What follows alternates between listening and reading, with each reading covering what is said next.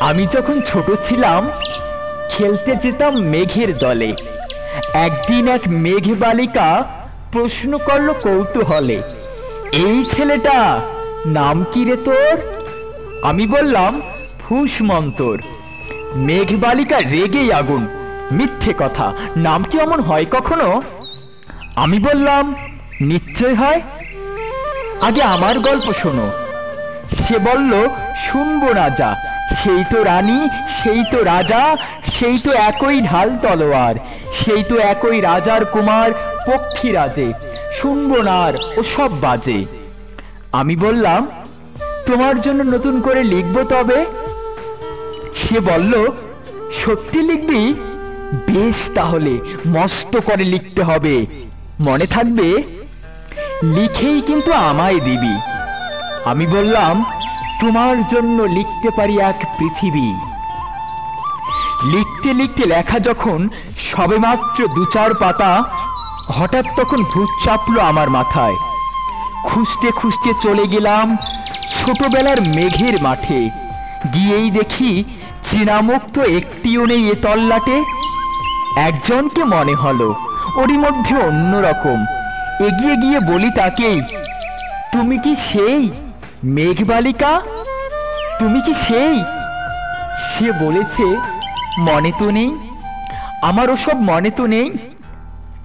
আমি বললাম তুমি আমায় লেখার কথা বলেছিলে। সে বলল সঙ্গে আছে ভাসিয়ে দাও গায়ের ঝিলে। আর হ্যাঁ শোনো, এখন আমি মেঘ নই আর, সবাই এখন বৃষ্টি বলে ডাকে আমায়। বলেই হঠাৎ এক পশলায় চুল থেকে নখ আমায় পুরো ভিজিয়ে দিয়ে অন্য অন্য বৃষ্টি বাদল সঙ্গে নিয়ে মিলিয়ে গেল খরস্রোতায়, মিলিয়ে গেল দূরে কোথায়, দূরে দূরে। বৃষ্টি বলে ডাকে আমায়, বৃষ্টি বলে ডাকে আমায়। আপন মনে বলতে বলতে আমি কেবল বসে রইলাম ভিজে একসা কাপড় জামায়। গাছের তলায় বসে রইলাম, বৃষ্টি নাকি মেঘের জন্য। এমন সময় অন্য একটি বৃষ্টি আমায় চিনতে পেরে বলল, তাতে মন খারাপের কি হয়েছে, যাও ফিরে যাও, লেখো আবার, এখন পুরো বর্ষা চলছে। তাই আমরা সবাই এখন নানান দেশে ভীষণ ব্যস্ত, তুমিও যাও, মন দাও গে তোমার কাজে। বর্ষা থেকে ফিরে আমরা নিজেই যাব তোমার কাছে। এক পৃথিবী লিখবো আমি, এক পৃথিবী লিখবো বলে ঘর ছেড়ে সেই বেরিয়ে গেলাম, ঘর ছেড়ে সেই ঘর বাঁধলাম গহন বনে। সঙ্গে শুধু কাগজ কলম, একাই থাকবো, একাই দুটো ফুটিয়ে খাবো।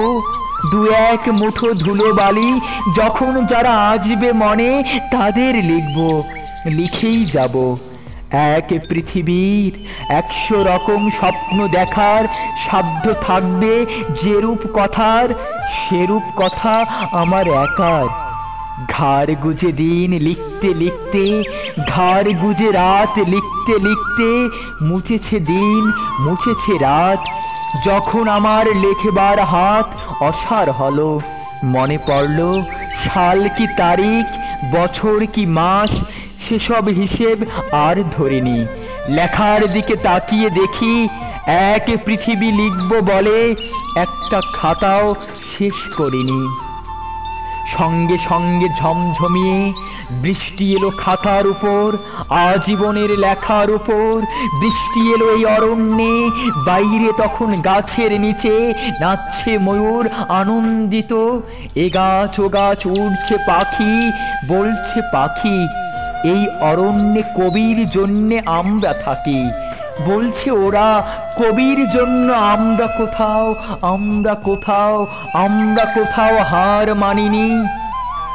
কবি তখন কুটির থেকে তাকিয়ে আছে অনেক দূরে, বনের পরে, মাঠের পরে, নদীর পরে, সেই যেখানে সারা জীবন বৃষ্টি পড়ে, বৃষ্টি পড়ে, সেই যেখানে কেউ যায়নি, কেউ যায় না কোনোদিনই।